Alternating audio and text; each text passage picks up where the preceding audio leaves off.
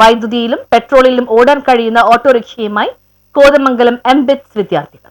വൈദ്യുതിയിലും പെട്രോളിലും പ്രവർത്തിക്കാൻ കഴിയുന്ന hybrid ഓട്ടോറിക്ഷയുമായി MBITS engineering കോളേജിലെ വിദ്യാർത്ഥികൾ. കോളേജിലെ അവസാന വർഷ ഇലക്ട്രിക്കൽ ആൻഡ് ഇലക്ട്രോണിക്സ് എഞ്ചിനീയറിംഗ് വിദ്യാർത്ഥികളാണ് തങ്ങളുടെ കോഴ്സ് പ്രൊജക്ടിന്റെ ഭാഗമായി ഹൈബ്രിഡ് ഓട്ടോറിക്ഷ രൂപകൽപ്പന ചെയ്തിരിക്കുന്നത്. പെട്രോൾ എഞ്ചിനിൽ പ്രവർത്തിക്കുന്ന ഓട്ടോറിക്ഷയിൽ 1 കിലോവാട്ടിന്റെ BLDC മോട്ടോർ പ്രത്യേകമായി ഘടിപ്പിച്ചാണ് വിദ്യാർത്ഥികൾ ഹൈബ്രിഡ് ഓട്ടോറിക്ഷ തയ്യാറാക്കിയിരിക്കുന്നത്.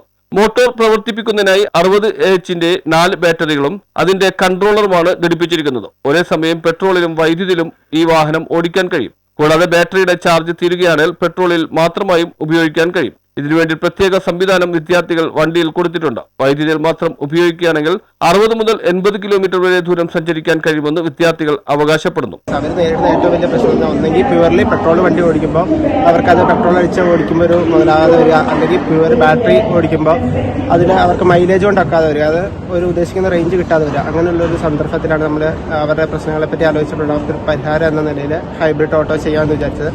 അപ്പം അതുകൊണ്ട് ഉദ്ദേശിക്കുന്ന ഒന്നെങ്കിൽ അറ്റ് എ ടൈം പെട്രോളിലോ അല്ലെങ്കിൽ ഇലക്ട്രിസിറ്റിയിലോ നമുക്ക് വണ്ടി ഡ്രൈവ് ചെയ്യാൻ പറ്റും. അങ്ങനെ ചെയ്യുന്നതിൻ്റെ ഗുണം എന്ന് പറഞ്ഞു കഴിഞ്ഞാൽ ഒരു റേഞ്ച് ഒരു 50 കിലോമീറ്റർ റേഞ്ചിൽ കിട്ടുന്ന വണ്ടിക്ക് അതൊരു 80 മുതൽ ഒരു 90 കിലോമീറ്റർ വരെ അതിൻ്റെ റേഞ്ച് എക്സ്റ്റെൻഡ് ചെയ്യാനായിട്ട് സാധിക്കും.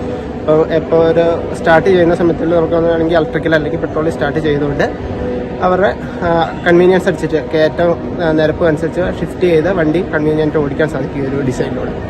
40 കിലോമീറ്ററാണ് പരമാവധി വേഗത. കൂടാതെ പെട്രോളിന്റെ ഉപയോഗം കുറയ്ക്കാൻ കഴിയുന്നതിനാൽ പ്രകൃതി സൗഹൃദമായ യാത്ര ഈ വാഹനം ഉറപ്പുതരുമെന്നും വിദ്യാർത്ഥികൾ പറയുന്നു. ഡോക്ടർ അരുൺ എൽദോ എലിയാസിന്റെ മേൽനോട്ടത്തിൽ അതുൽ പി മാണിക്കം, നിബിൻ ബിനോയ്, ജോയൽ ജോസ്, ഗൗതം മോഹൻ, അനന്തു അജികുമാർ, അലൻ ബെന്നി, മുഹമ്മദ് ബിലാൽ, മുഹമ്മദ് ഷാൽബിൻ എന്നിവരടങ്ങുന്ന വിദ്യാർത്ഥികൾ മാനേജ്മെന്റ് ധനസഹായത്തോടെ 1 ലക്ഷം രൂപ ചിലവഴിച്ച് 6 മാസം കൊണ്ടാണ് വാഹനം പൂർത്തിയാക്കിയത്. ഹൈബ്രിഡ് ഓട്ടോയുടെ ഫ്ളാഗ് ഓഫ് സാങ്കേതിക ശാസ്ത്ര സർവകലാശാല vice chancellor doctor K Shivaprasad നിർവഹിച്ചു. College secretary Binoy Thomas Mannancherry, treasurer Binu K Varghese, director doctor Shajan Kuriakose, principal incharge professor Johnny Joseph, professor Leena Thomas, doctor Arun Eldho Elias എന്നിവർ സന്നിഹിതരായിരുന്നു. News bureau, Kothamangalam.